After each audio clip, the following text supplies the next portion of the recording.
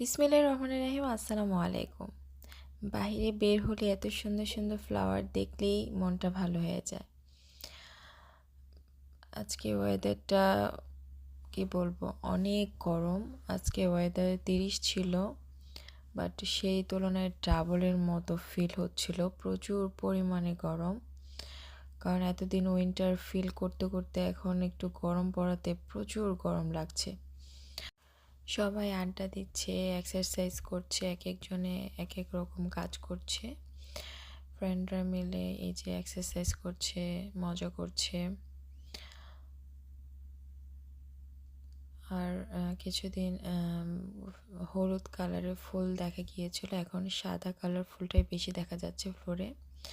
আর এই আপুটা ডান্স করছে, হয়তো বা কোনো প্রোগ্রামের জন্য ডান্স করছে। একটু অন্য